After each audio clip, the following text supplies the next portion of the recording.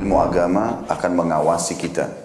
Sebelum makan, sebelum minum, sebelum berteman, sebelum mencari pendapatan, maka ilmu agama akan berbicara dengan kita.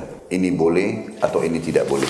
Oleh karena itu, ulama mengatakan kita lebih butuh terhadap ilmu agama ini daripada makanan pada saat sangat lapar, air pada saat sangat dahaga, dan juga tempat tidur pada saat kita sangat capek. Ghazwa TV, media dakwah masa kini. Assalamualaikum warahmatullahi wabarakatuh. Innal hamdalillah nahmaduhu wa nasta'inuhu wa nastaghfiruh wa na'udzu billahi min shururi anfusina wa min sayyiati a'malina. May yahdihillahu fala mudilla lahu wa may yudlil fala hadiya lahu. Asyhadu an la ilaha illallah wahdahu la syarika lahu wa asyhadu anna Muhammadan 'abduhu wa rasuluhu la nabiyya ba'dahu.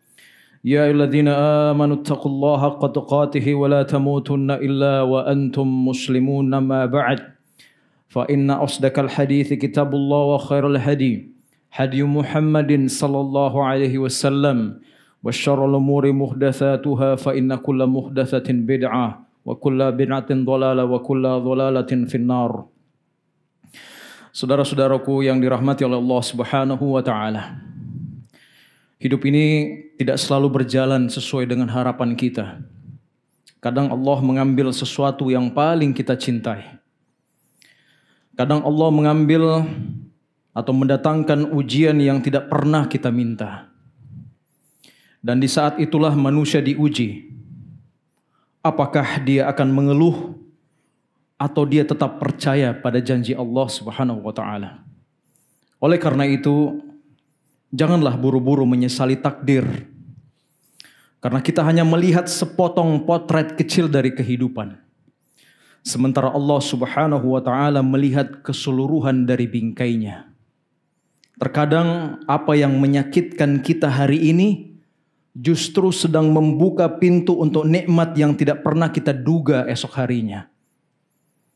Betapa banyak yang kehilangan, lalu dia dekat pada Allah Subhanahu wa taala.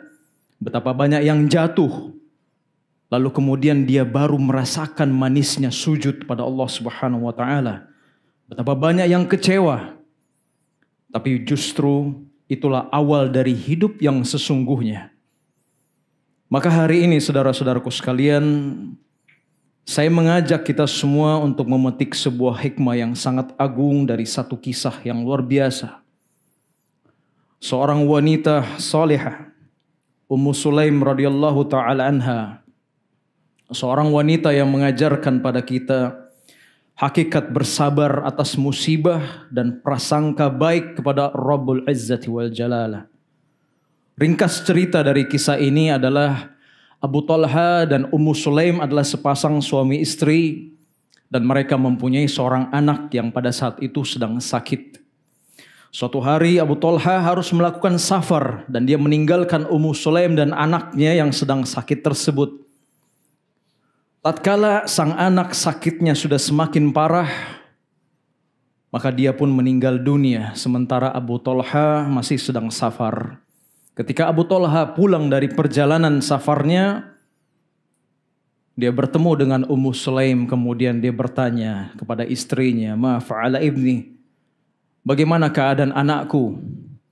Maka Ummu Sulaim yang sudah mengetahui pada saat anaknya itu sudah meninggal dunia, dia tidak langsung memberitakan kepada suaminya bahwa anaknya meninggal dunia.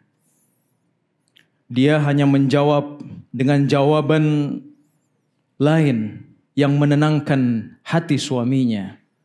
Huwa askanu mimma kana. Dia sudah lebih tenang dari sebelumnya. Jawaban ini menenangkan suaminya yang baru saja melakukan perjalanan panjang dan meletihkan. Padahal Ummu Sulaim sendiri terselubung dengan kesedihan yang sangat mendalam. Tapi dia tidak mau tampakkan di depan suaminya. Dan Ummu Sulaim pun segera mengerjakan kewajibannya sebagai seorang istri yang taat pada suami. Dia suguhkan Abu Talha dengan makanan, dia servis dengan baik. Setelah makan pun Ummu Sulaim berhias untuk suaminya. Akhirnya malam tersebut Abu Talha pun menggauli istrinya. Setelah menggauli istrinya, Abu Talha kembali bertanya kepada istrinya, Ummu Sulaim, akhbirni an ibni, kabarkan kepadaku tentang anakku. Maka Ummu Sulaim berkata kepada Abu Talha, suaminya, bagaimana pendapatmu wahai suamiku, jika suatu kaum meminjamkan barangnya kepada suatu keluarga, lalu mereka meminta barang pinjaman itu kembali, apakah keluarga itu boleh menolak permintaan tersebut? Maka Abu Talha berkata, tidak. Maka Ummu Sulaim pun berkata kepada suaminya, fa innallaha qad qabadu ibnak. Sesungguhnya Allah Subhanahu wa taala telah mengambil kembali anakmu. Maka Abu Talha mendengarkan ini, dia merasa sedih dan melaporkan hal ini kepada Rasulullah sallallahu alaihi wasallam. Maka Nabi sallallahu alaihi wasallam yang mendengarkan kabar ini lalu mendoakan Ummu Sulaim dan Abu Talha, barakallahu lakuma fi lailatikuma. Semoga Allah Subhanahu wa taala memberkahi malam kalian berdua. Maka dari malam Ummu Sulaim digauli oleh Abu Talha, Allah menganugerahkan anak laki-laki bernama Abdullah, dan dari keturunannya lahir 9 orang penghafal Al-Quran. Saudara-saudaraku sekalian, mendengar kisah sabarnya Ummu Sulaim, mari kita jujur bertanya kepada diri sendiri. Berapa banyak dari kita yang ketika ditimpa musibah, dia langsung mengeluh. Berapa banyak dari kita yang menangis bukan karena tunduk, tapi karena kecewa kepada Allah Subhanahu wa taala yang menimpakan kita musibah. Berapa banyak dari kita yang meragukan takdir, merasa dizolimi oleh keadaan, lalu dia berkata dalam hatinya, kenapa sih saya yang harus alami musibah ini? Padahal siapa tahu Allah sedang memilih kita. Allah sedang membersihkan hati kita, sedang menyiapkan pengganti yang jauh lebih baik dari yang diambil oleh Allah Subhanahu wa taala.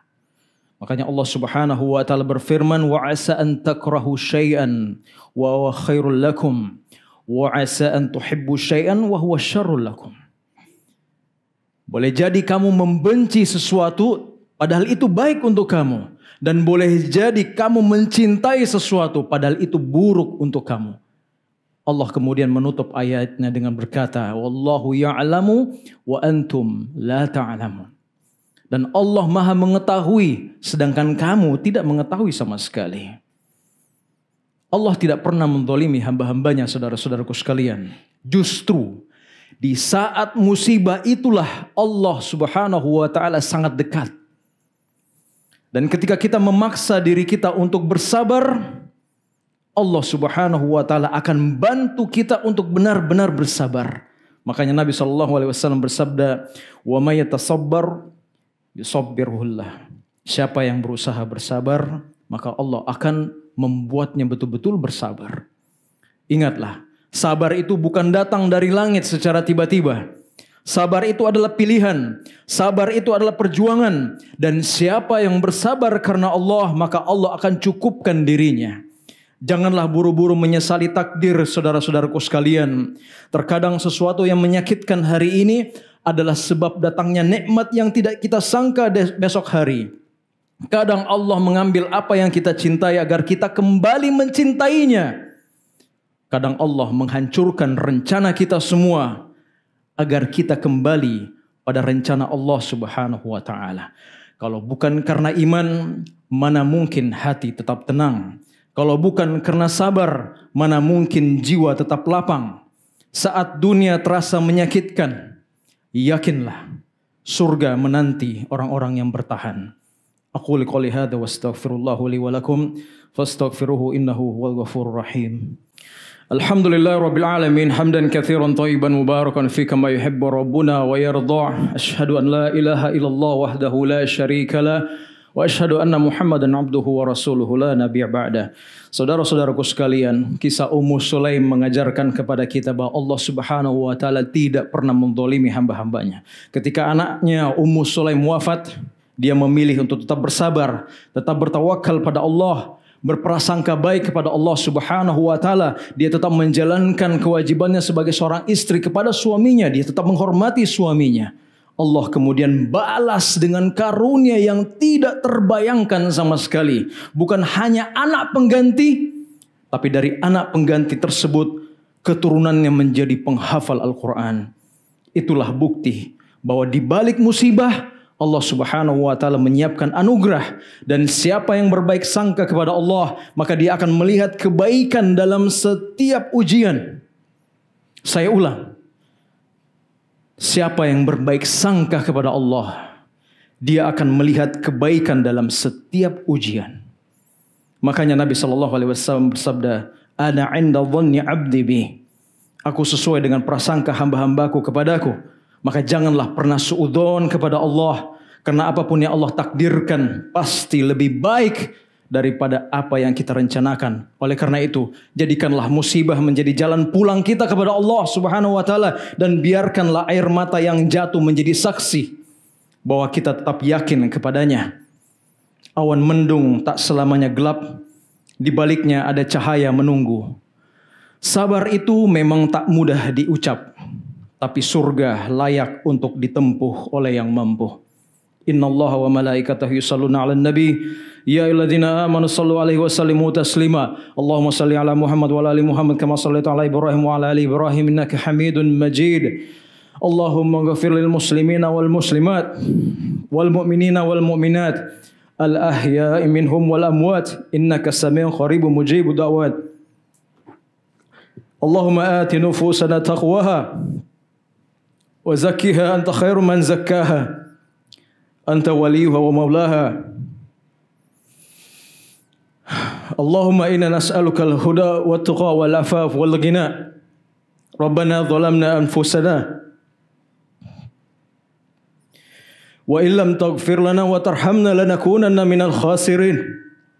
Rabbana atina fid dunya hasanah wa fil akhirati hasanah wa qina adzaban nar. Ibadallah, inna Allah ya'murukum bil adli wa ihsan wa ita'il qurba wa yanha 'anil fahsya'i wal munkar wal baghi ya'idukum la'allakum tadhakkarun. Fadhkurullahal 'azim yadhkurkum washkuruhu 'ala ni'matihi yazidkum wa la dhikrullahil akbar wallahu ya'lamu ma tasna'un.